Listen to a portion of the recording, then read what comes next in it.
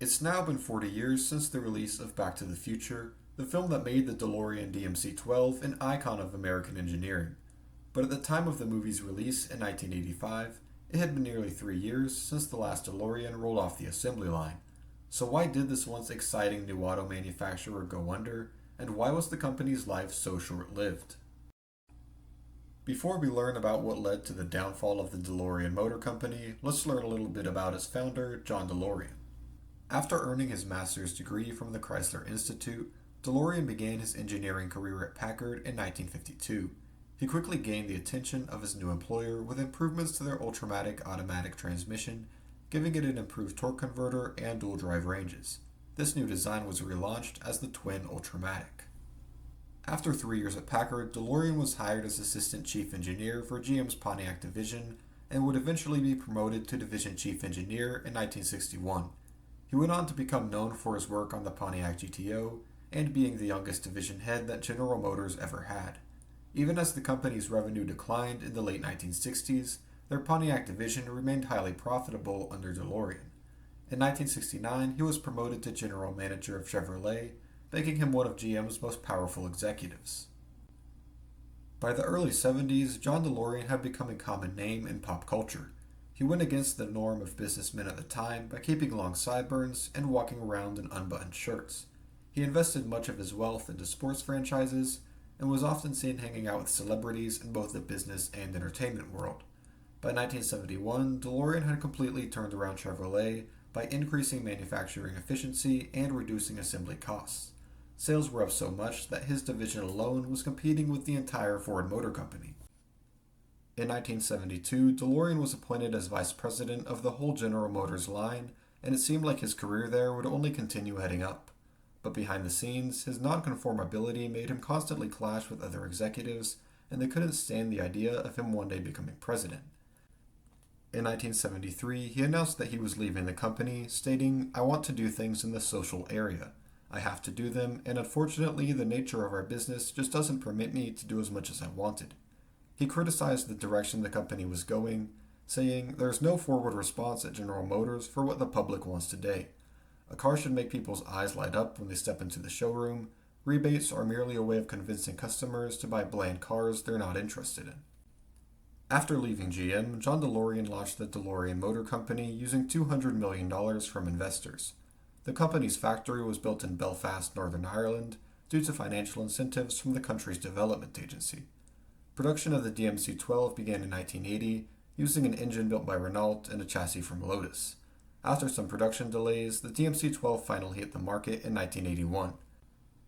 The new car market had gone considerably downhill since the company was founded 9 years earlier, but people were excited for the DeLorean's launch. It was a futuristic car that was unlike anything they had seen before, and it looked like another American company would join the list of big-name auto brands. But it didn't take long after the release for the company's reputation to start going south. With a $25,000 price tag, the DMC-12 was expensive. People were reluctant to buy them when a new Corvette was only $16,000. Buyers who decided to go with DeLorean were quickly disappointed by the car's performance. Its 2.85-liter V6 engine was only capable of producing 130 horsepower, and its 0 to 60 time of 10 seconds was painfully slow for a sports car even during the early 80s. Both quality and reliability problems were also very common. Part of the reason for these issues was that the factory workers didn't have enough time to be properly trained before the company launched. Doors leaked, batteries died quickly, instruments stopped working, and suspension issues also arose. To put it bluntly, the DMC-12 was just a bad car that looked cool. DeLorean's financial situation only got worse as production continued. The cars were expensive to manufacture and hard to sell, and having to do free repairs on cars that came with issues from the factory certainly didn't help. Production halted in 1982 when the company had finally run out of money to pay its suppliers and employees after producing around 9,000 cars. Unwilling to give up, John DeLorean set out to get more money from investors to save the company, but what happened next would ruin any chance of that happening. It's at this point that DeLorean's story takes a turn from one of business and engineering to one of crime. At this time, John DeLorean was contacted by a man named James Hoffman, an old neighbor of his whom he hadn't seen or spoken to in years. Hoffman knew that the company was in trouble and he offered DeLorean an investment opportunity that would give him just enough money to get the company up and running again. This involved financing a drug trafficking operation in which $24 million of cocaine would be smuggled into the United States, promising DeLorean a percentage of the profit. What DeLorean didn't know was that Hoffman was facing drug charges of his own and was working with the FBI as an informant in an attempt to lighten his sentence. Desperate for money to save the company, John DeLorean agreed to meet with Hoffman to finalize the deal. And on October 19, 1982, DeLorean flew from New York City, where he spent most of his time, to Los Angeles, and hitched a ride to the L'Ermitage Hotel for the meeting. Upon entering the hotel room, he was met by three men, one of them being Hoffman and the other two undercover FBI agents posing as drug dealers. Hidden camera footage shows one of the men opening a suitcase, revealing approximately $6 million worth of cocaine. DeLorean inspected the contents of the suitcase and was famously recorded saying, "It's as good as gold." The four of them went on to discuss details such as how much it would cost DeLorean up front, and profits being in the tens of millions. After all the details were discussed and the meeting was over, federal agents entered the room and arrested DeLorean for drug distribution charges, which could end with a 67-year prison sentence if convicted. The arrest, of course, attracted massive publicity, and headlines around the world painted John DeLorean as a drug dealer. His trial began in April of 1984. DeLorean's defense was that the sting operation was an obvious case of entrapment. There was no prior reason to believe that John DeLorean was involved in drug trafficking, or any crime for that matter. It appeared that Hoffman only offered him the deal because he knew that DeLorean was desperate for money, and he chose him to hopefully be an easy target. After a total of 29 grueling hours in court, DeLorean was acquitted on all counts by the jury. One juror said the way government agents acted in this case was not appropriate. Others attacked the credibility of James Hoffman. Some jurors said that DeLorean was still to blame for the incident, just not legally. One of them said, "I do not believe it was innocent, it was not guilty."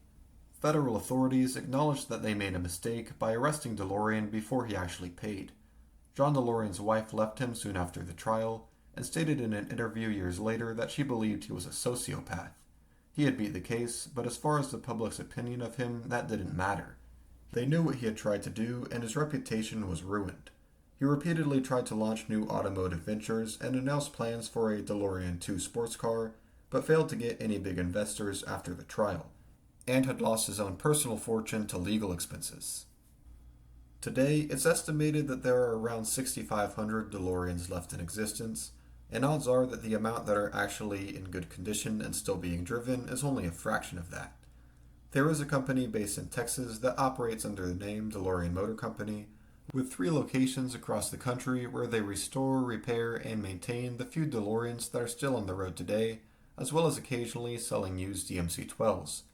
In 2022, the Delorean Motor Company revealed plans for the Alpha 5, an electric sports car inspired by the DMC-12's design with the iconic gull-wing doors, but as of today, no mass-produced models have been released. In the end, it was a combination of big dreams, poor engineering, bad financial decisions, and the infamous drug scandal that led the company to its demise. But despite the car's flaws, there's still something about the DMC-12's timeless design that gives it a special place in the hearts of collectors and car enthusiasts today. It's not so much about the car itself, but the idea that a man had to leave behind everything and do something that had never been done before. Unfortunately, we can only imagine where the company would have gone if it only had better management and a little bit of luck. Thank you all for watching. Subscribe if you want to see more videos like this one, and if you have a topic that you would like to see covered on this channel, feel free to leave a comment below and let me know what you would like to learn about next.